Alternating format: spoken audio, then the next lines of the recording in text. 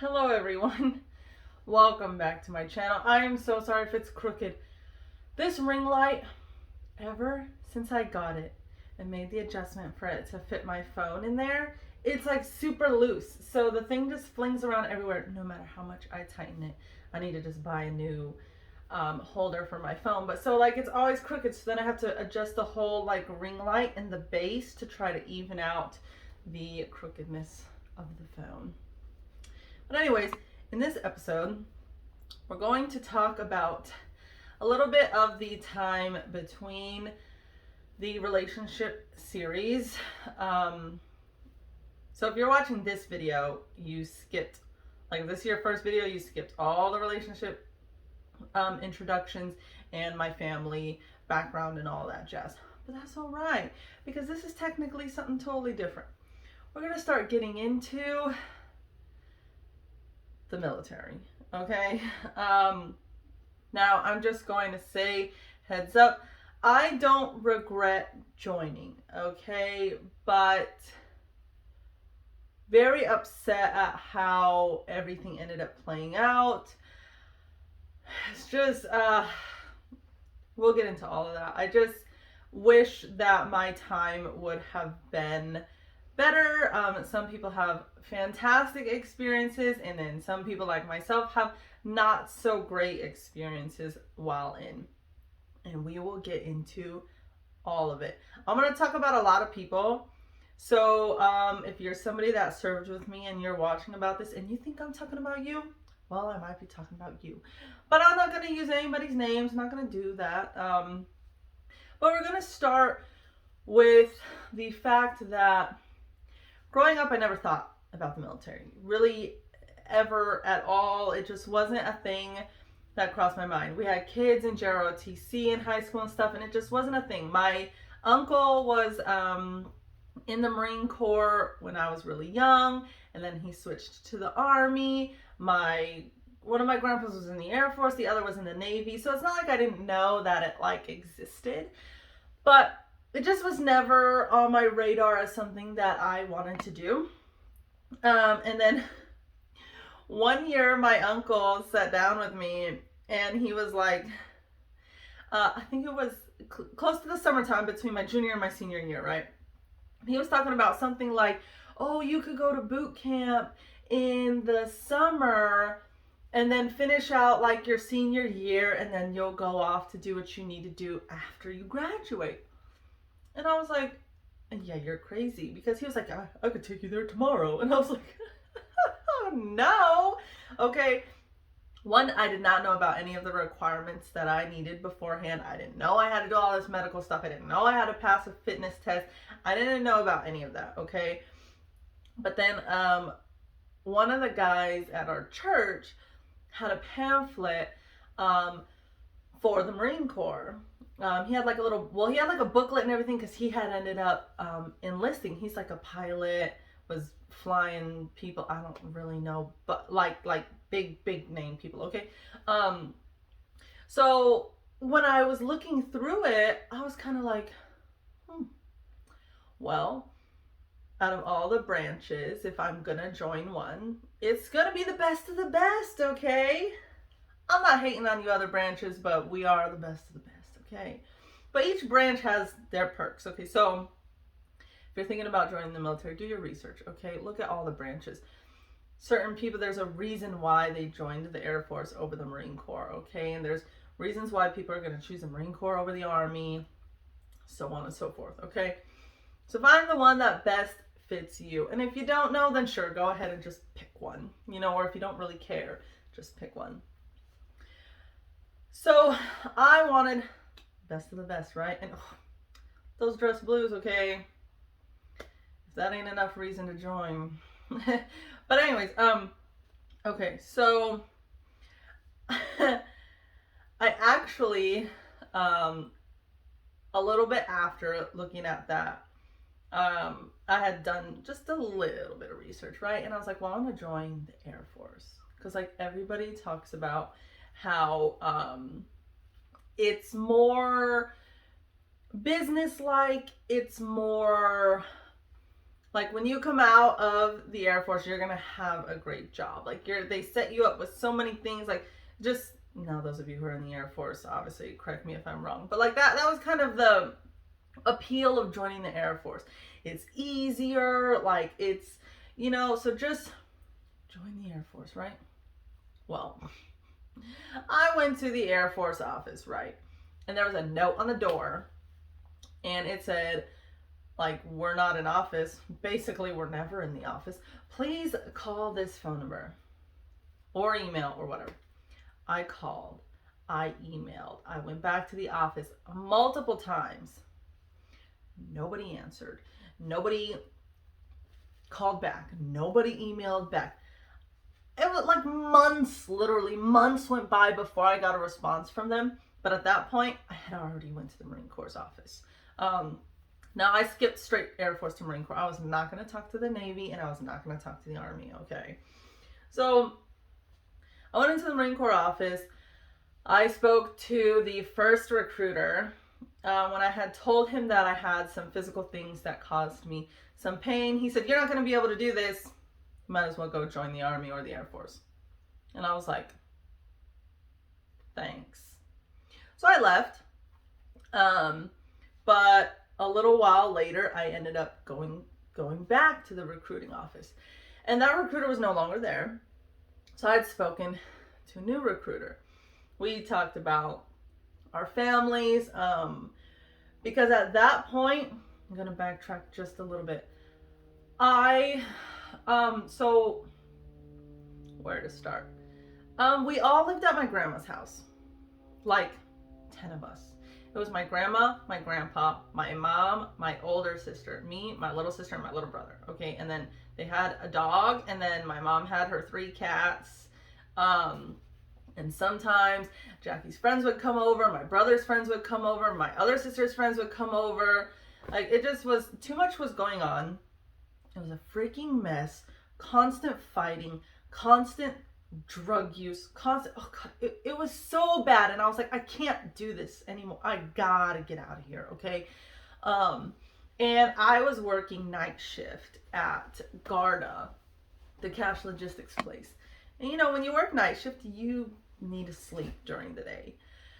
Well, when you sleep on the couch in the living room in a place that also has 6 or 7 or 12 other people coming in and out of the house all day long, and a dog and cats, you're not getting any sleep.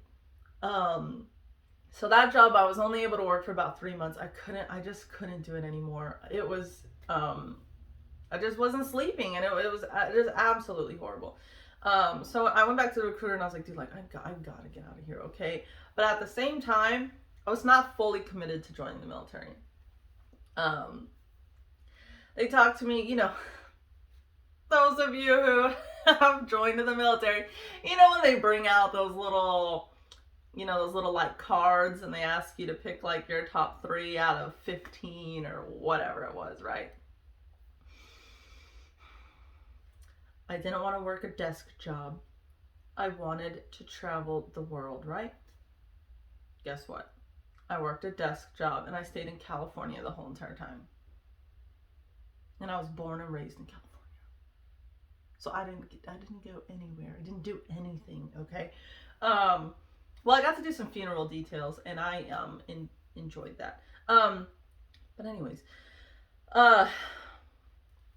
so that recruiter, even when I had told him about some of my physical limitations, because I wasn't sure what I needed to be able to do, so I was just telling them everything. And he was like, if you can push through that kind of pain, then you'll be fine. And I was like, oh yeah, like I pushed through it all the dang time. I just wasn't sure if I needed to tell you or not. Which they'll let you know.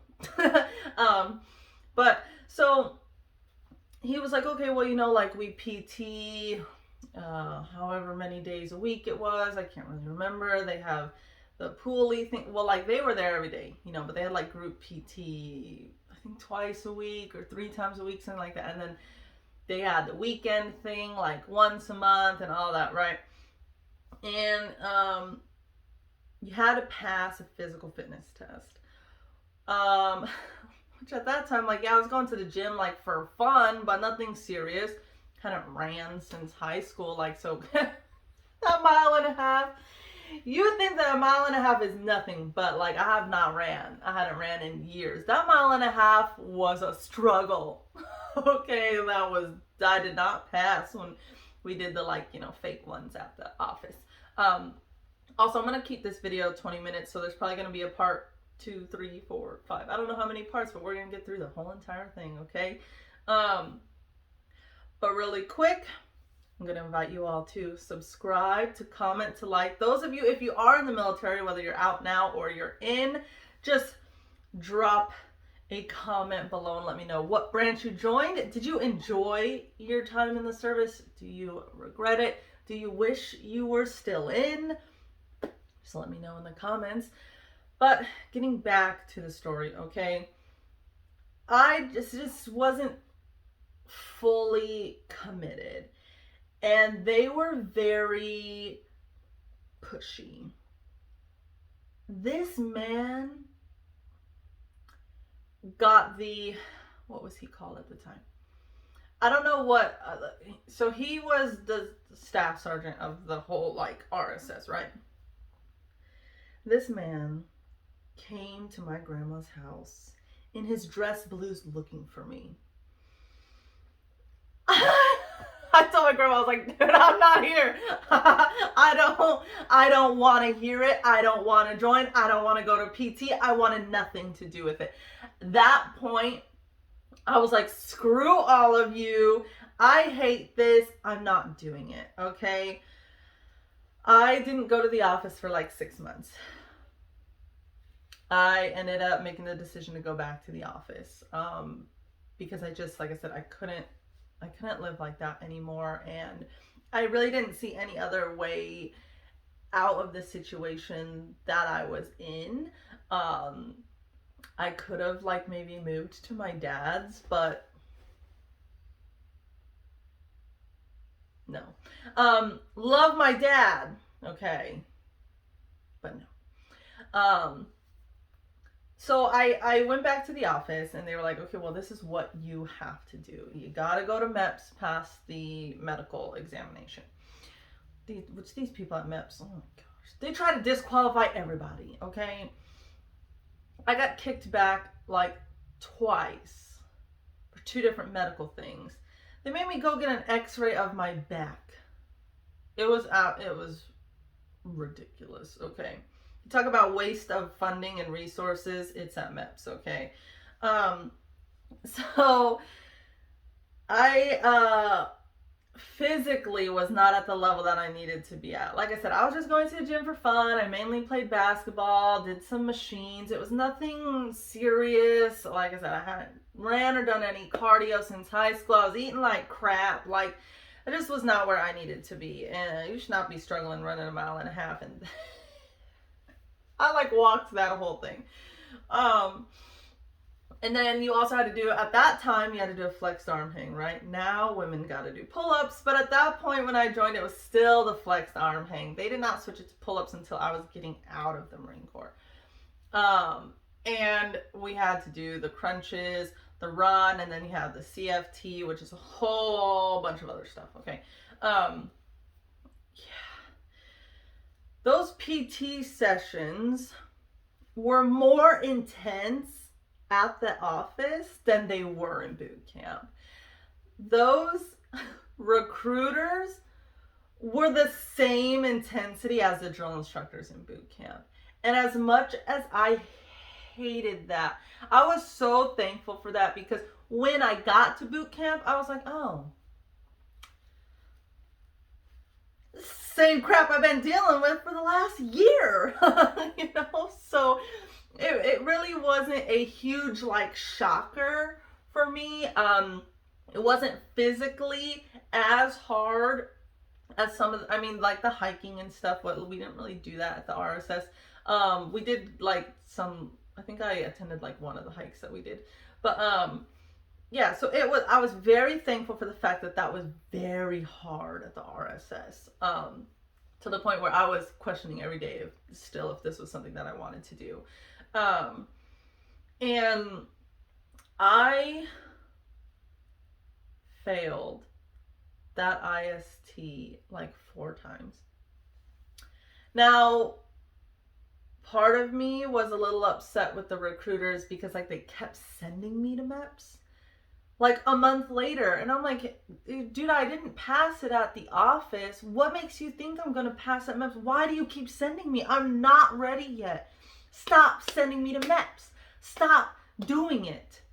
Because it got to the point where the sergeant major of MEPS pulled me aside and said, if you fail one more time, you can't enlist. You tried too many damn times. And what was frustrating was one IST, it's like I'd pass the run, which was harder at the MEPS,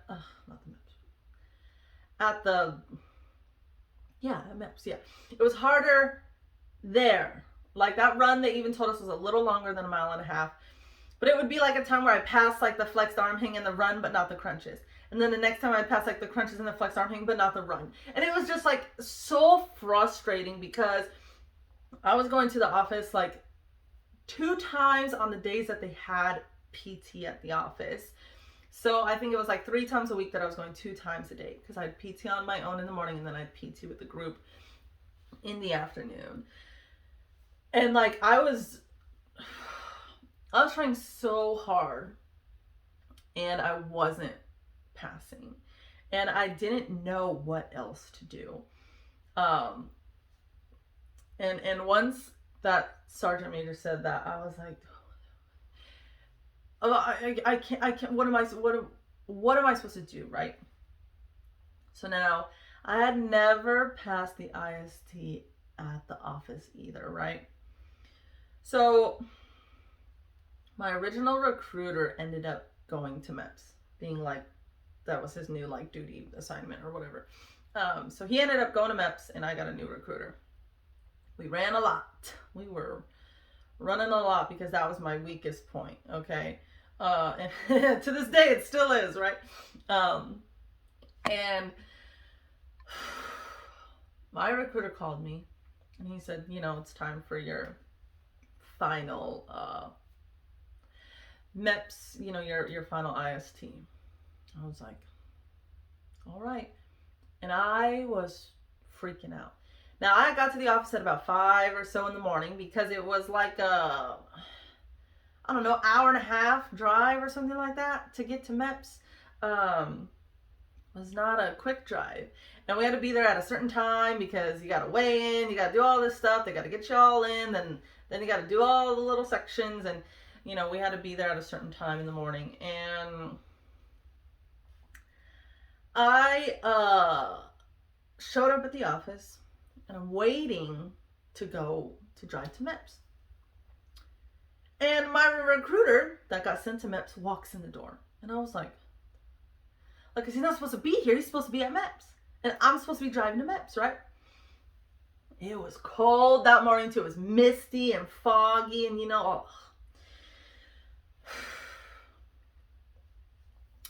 And he goes, oh, you're doing your IST here. And I was like, what? Sir, I have never passed my IST here. I called my dad, right? And my dad said, well, if you don't pass, you can join the Army. I said, no. If I'm going to join the military, it's going to be the Marine Corps.